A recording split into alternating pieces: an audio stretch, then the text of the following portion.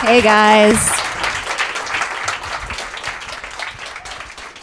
Thanks for joining us tonight. I'm Krebsbach. I'm an instructor at the LA Film Study Center, which is a small program right down the street. Some of my students are here to watch the film. I'm really happy to be with you tonight, and please meet our filmmakers. I'll let you guys introduce yourselves briefly, and then we'll get into it. Hi guys, thanks for coming. I'm Doug Archibald, the co-writer, director, and I play Donnie. And I'm Kristin Archibald, and I'm the co-writer, and I play Krystal. Another hand for them. So since you are a sibling set that's grown up together, I kind of want to just start by getting a little bit of background on you guys. Were you creative together as kids? Did you make films in the backyard? Like, what was life like growing up in the Archibald house together? That's funny. Well, we've always been like close and best friends and always been a part of each other's projects, but not necessarily always like creatively partners on the same thing, I guess. But I mean, I literally made movies in my backyard in like 7th grade. I did a whole season of Survivor with my friends. That's awesome. Called The Outback Yard. And Parents were getting like worried because like it was like all day, every day of the summer. Yeah, it was real. Yeah. Oh, I don't know. I guess that's my background. I went to film school, and yeah.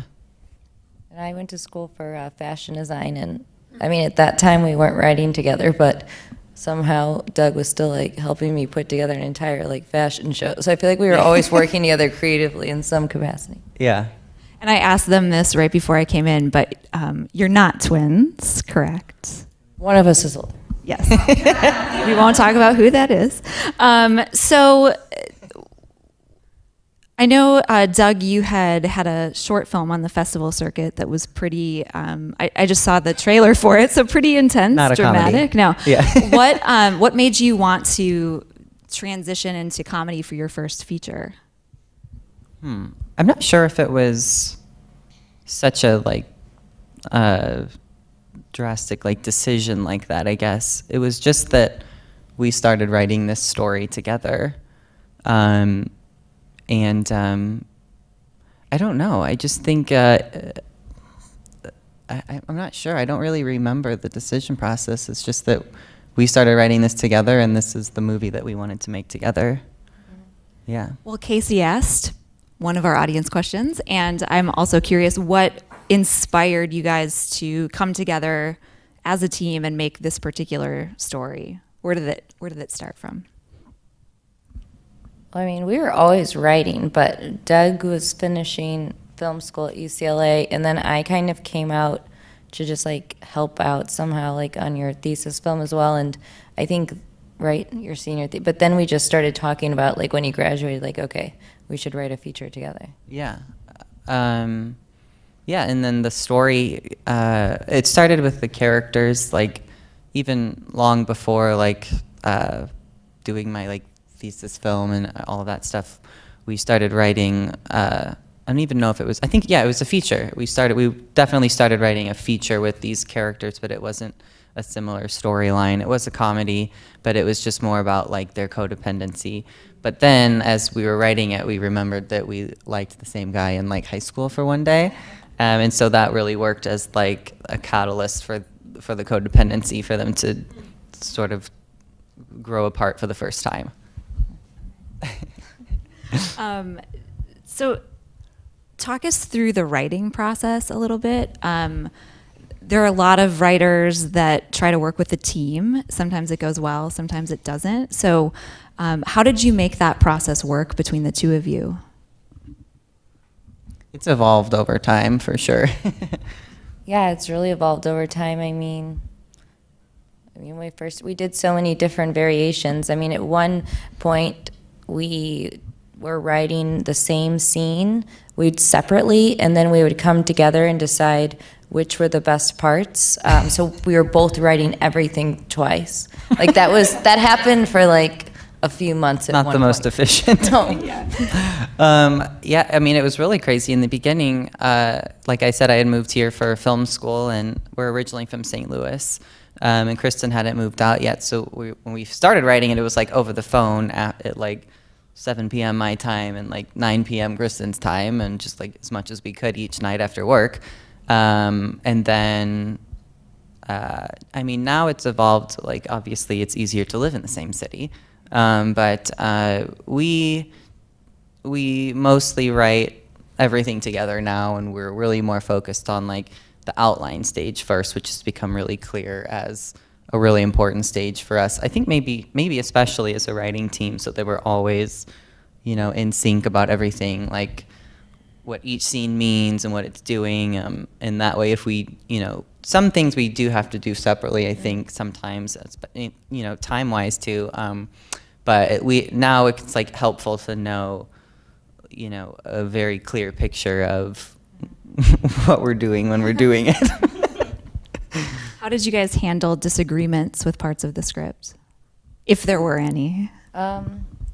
Well, I think like early on, especially during that phase where we were writing the same scene, like we both had to agree that it was right. So I think now coming to a different place of like, you know, really heavily outlining and making like the big decisions, like the purpose of each scene and making sure, then it's pretty objective. I mean, it's either meeting that or it's not.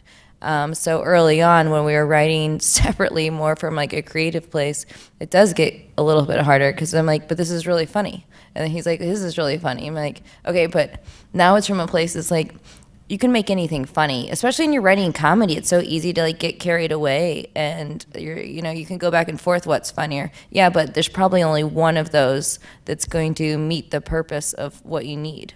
So that really made it easier, I think. Yeah, and I like.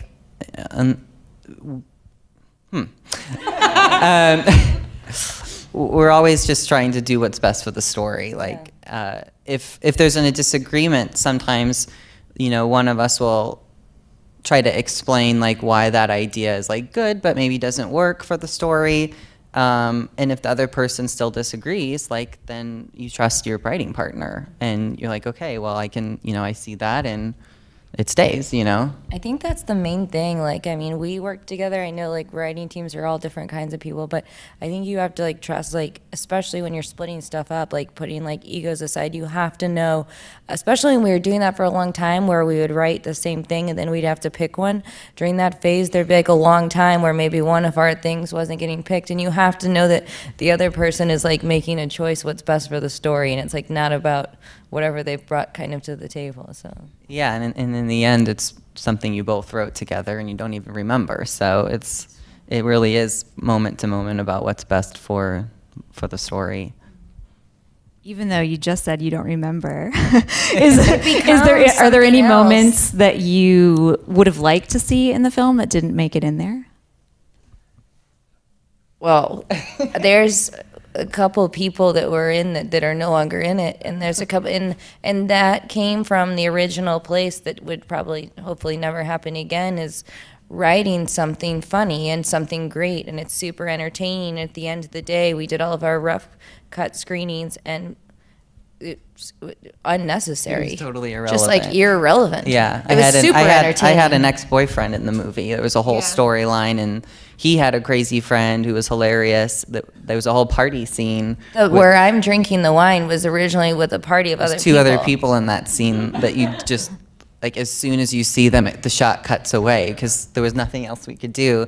And it was really funny the other way, and now it's like more dramatic, and we put that song over it, and it's funny. It's like one of my favorite scenes now, but like kind of bittersweet because there was this whole other funny party scene, and but yeah, it was just like, why did I have an ex-boyfriend? Like, that doesn't make sense. Everything should have been through us together. Like, I get why she does because she worked with him, you know, it was natural, but for me, I had like nothing going on. I was just like sitting at home, so when would I meet someone? It doesn't make any sense. One of your piano teacher students, maybe so. Moms or dads.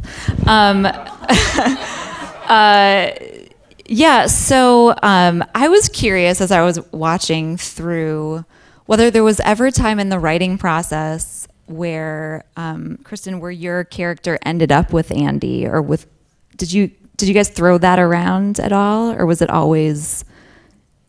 I don't think so, because all of that was kind of the B story. Like, the whole point was just that they met someone that they both really liked, and that like caused them to like change as people.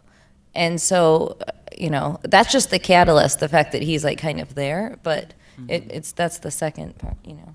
Yeah, I don't think so. I think it was always about me moving across the hall. Well, it was a hall, but then we shot at a place with no hall, so. Yeah, I loved that you were so close at the end.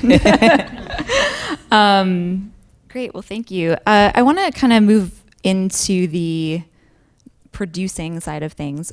When you guys started writing it, were you intending to self-produce it, or were you planning to try to sell it? What was your initial thought in that? Yeah, well, we had like a pitch packet, and we pitched a couple of companies that, I mean, I had no idea what to do with that. Like, I don't know. I had, the producer of our film, I had line produced one of his films, so I knew that we could do that. But then, you know, obviously raising the money was a huge challenge. But it was an option for us to, it was always an option for us to like, you know, produce it ourselves in some aspect, because I had been through it one time, like budgeting and everything. So then when our producer came on, who's my good friend from school, we had kind of met with a couple of companies, but I don't know, it was us playing the character, like who was gonna be like, here's $100,000, like, I don't know. And so there was, it just ended up being, well, we just have to do this ourselves and crowdfund it. Was it your intention originally to play the characters in the script? Not when we were writing, but it just became so much just like, I mean, we shot the pitch trailer that we would take, and then it just kind of became decided. Yeah, we actually like, when we were like halfway through writing the script, we were already starting to think about how we were gonna make it. And so we made a pitch trailer, which also helped us figure out like the flow of the film and what, like the ending, like, okay, what would a trailer for this movie look like if it were finished? And some of, I think we shot even some scenes in the pitch trailer that we hadn't even written yet. We're just like, this would happen in a movie. And that helped us finish it, but also we just played the characters ourselves. Then when I showed my friend Ryan the thing, he was like, oh, you guys are so funny, you have to play the twins. So then it was kind of decided then.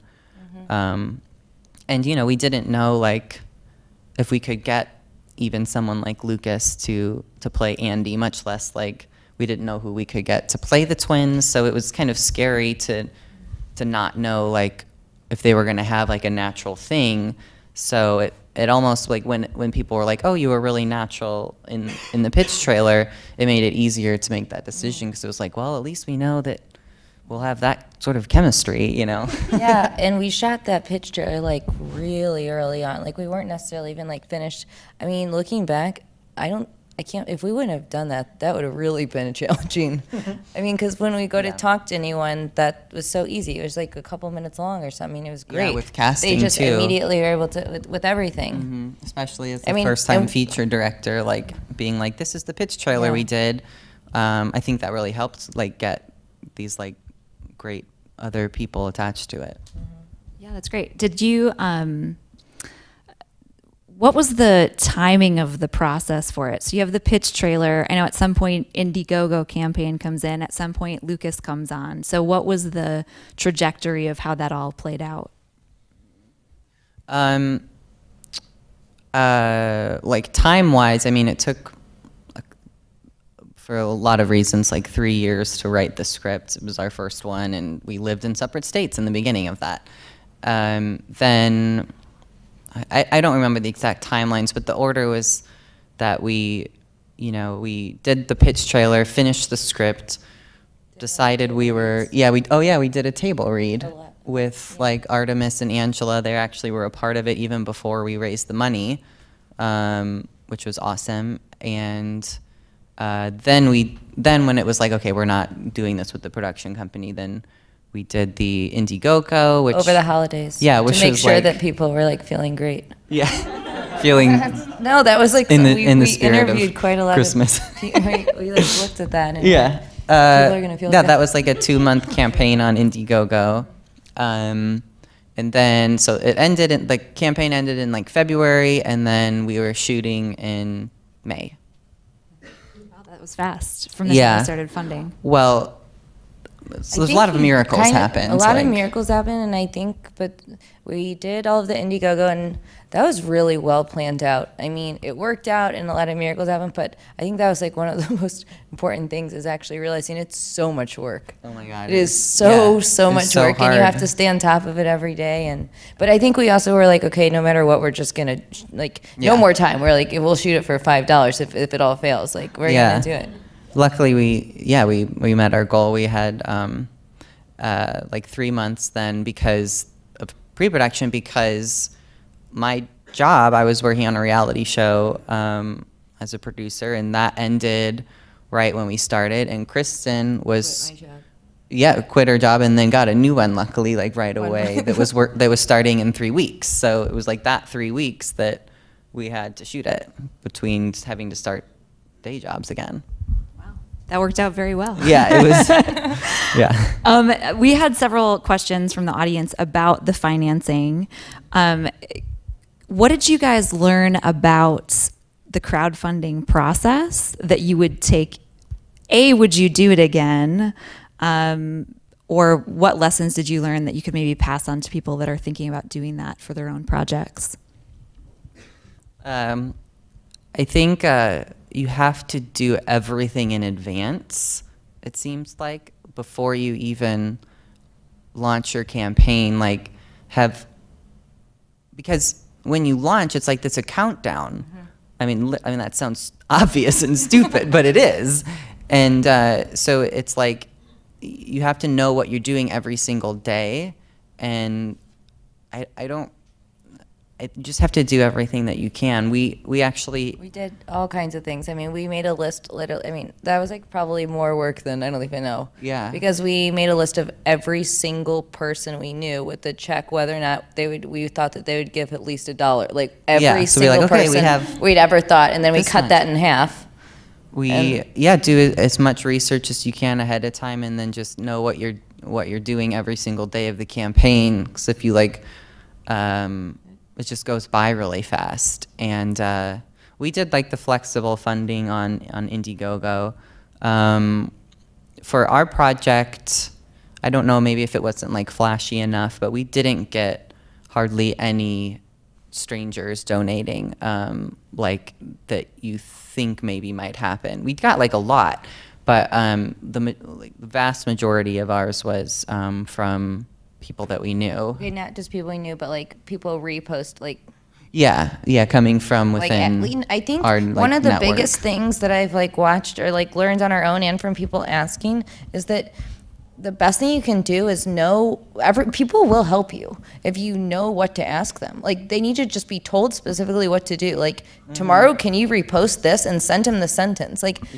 People are willing to do something if you just literally tell them exactly what to do. Yeah, and we ask literally everyone we know for help. But it's so strange because even now, we'll get a lot of messages all the time because people see our Indiegogo and they'll just kind of ask something like, "Can you help me?" And then if you had to be like, "Well, how can I help you?" I mean, they could just say this, "Can you post this for me tomorrow?" And then I don't even have to answer, and I can post it for them tomorrow. So I mean, we did just anything we could think of. I went to other campaigns and looked for people who had donated upwards of $1,000 and stalked them and tracked them down on Facebook and was check out my project. And I got $1,000 from someone. I was like, wow. From searching through, it was crazy.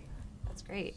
Can you, in case the audience doesn't know, can you explain the flexible funding option on Yeah. Indiegogo, and maybe why you chose that platform instead of some of the others that you could have chosen. Yeah, so on Indiegogo, well, normally when you think of crowdfunding, it's fixed funding where if you don't make your goal in 30 days or 60 days or whatever, you don't get anything. And so, but on Indiegogo, there's an option for flexible funding where you still get everything that you make, except I think maybe there's a harsher penalty or something, like they take, that might not be true. You still get everything, but the catch is that a lot of people think, well, I'm only going to donate if it's fixed, because that means that you are raising the amount you need, which means you're really going to do it. So if you don't make your goal, then I'll get my money back. But for us, we were willing to take the risk on the flexible funding because we knew we would make the movie no matter what. It would just be a different version of the movie. You know, when we did a cheaper version. When we did our budget, like we did a budget that was the cheapest version that we could possibly do while keeping a few things that we considered like what we must have, which I think was like the Alexa. We really wanted to shoot on the Alexa, and we knew we would need like a couple of locations. We already had in mind the ones that we knew we would get for free. So, you know, and, but we were like, we're not going to have costume or makeup. So, you know, if we hadn't, which never again. But anyway, the point is like, okay, well, that was what we had set to make that movie, you know, that looks like it does. But if we hadn't gotten that, then we would have shot on a different camera, you know, but maybe we still, you know, oh, and also we wanted to have like great sound because that's so, I mean, it's so important. It's really important. It's, I mean, I almost would say it's more important than shooting on the Alexa. I mean, that one really came first because if we didn't meet that goal, then we could shoot on a different camera and still have good sound or something. So you just have to, you just have to weigh all the options, and you could still make, I mean, just as good of a movie. It just depends how you spend it. Yeah. Once you finished the film, did you then, this actually is from China, did you play the festival circuit or just send directly to distributors to connect with Magnolia?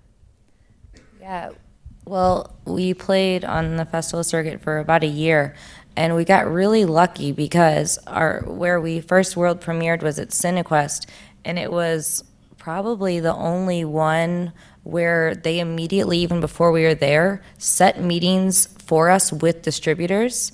And we didn't end up selling to any distributors there. I mean, for a variety of reasons. One, it was like our first screening, but that helped us so much. We learned everything, and that like gave us a lot of leverage, and that helped us like down the road. Like when we eventually did partner like with Magnolia, I mean, we'd already had all of these. Yeah, when we got those offers, then as we were navigating them, which was like, you know, admittedly we didn't know anything about this, and it was far more complicated than I ever imagined.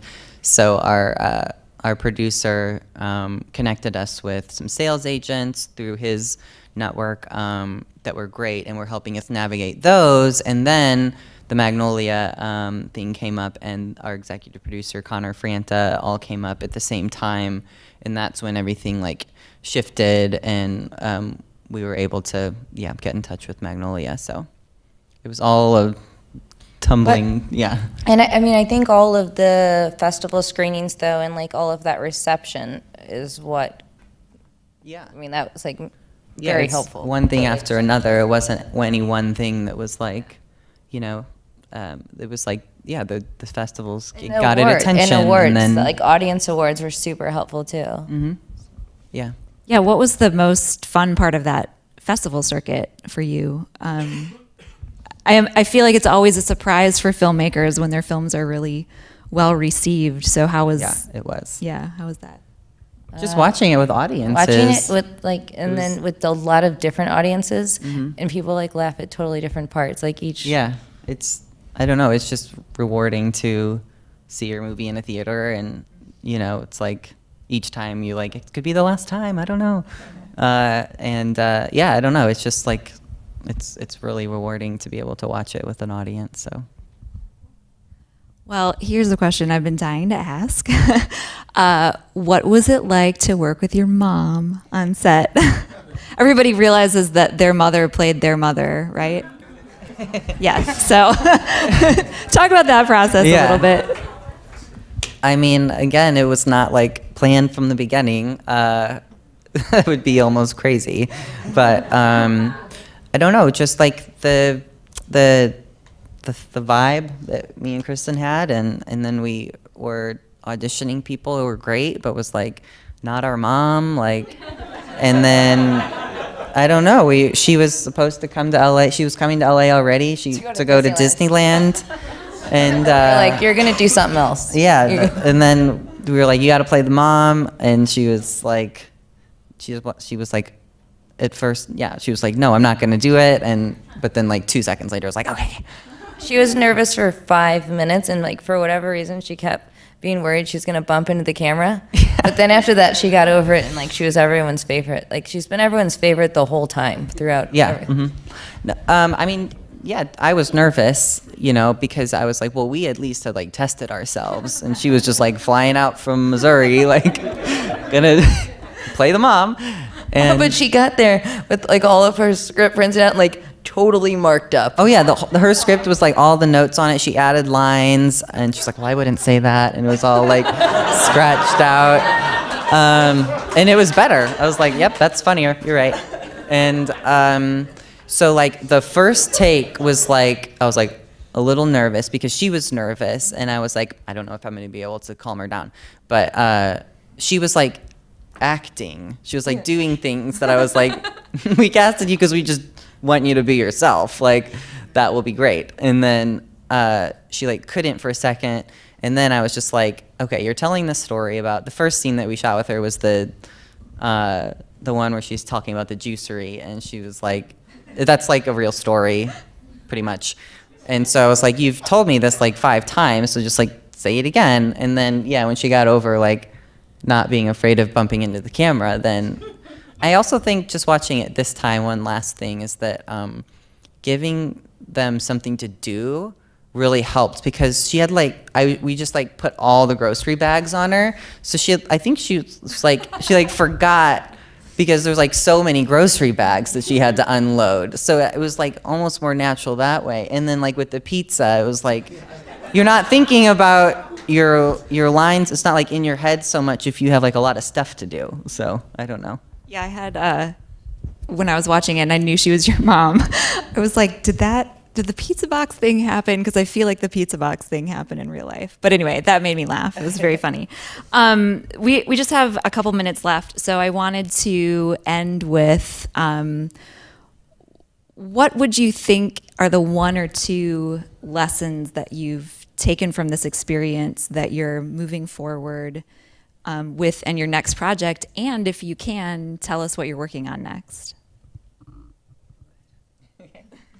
Well, there's like a cliche saying of like, write what you know, but that for us has been really true. Out of film school, I was like writing this other movie, and it had like nothing to do with my life. And it's tempting, I think, to write something that seems like it should be good, or like something like that, or like something that like another person would do who has done well. But the story was just our story, and so it felt, I think, people feel like it's authenticity, and that's what has been helpful to us. So I would say write what you know. And me. what else? I thought you were going to say something. Oh, did I did something. What is it? So there are 2 things. Yeah, sorry, I asked a double question. I shouldn't have.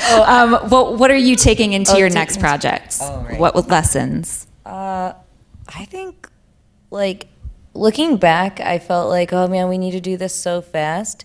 But we like really took our time, and we just like took our time to like make the right choices. And we've been doing that on what we're working on now as well. Like, you can't go backwards. When the movie's done, it's done. I mean, it's no one's gonna make it before you. Like, it's your thing. Yeah. So like, you're not in a rush, just like with yourself. So like, I think just like slowing down and making all of the right choices, and I mean, I think we learned that that worked out, and like we've tried to remember that this time as well. And I don't think we felt rushed, or we haven't rushed ourselves. We like, and when once you know that it's like the perfect thing, then you're done. But. And this isn't necessarily something we did, but like trust your gut with your script too. If there's something that's telling you like this, if you don't love every scene, then it like probably needs more work. And like Kristin said, like once it's done, it's like done. You can't go back and like do it again. And you're gonna put so much time into it that you might as well make sure it's perfect before you go into it, and don't worry about someone else doing it or. So should we expect to see more from the Archibald duo team in the future? You guys are working on stuff together? Yeah, we're writing another movie. We're pitching a TV show.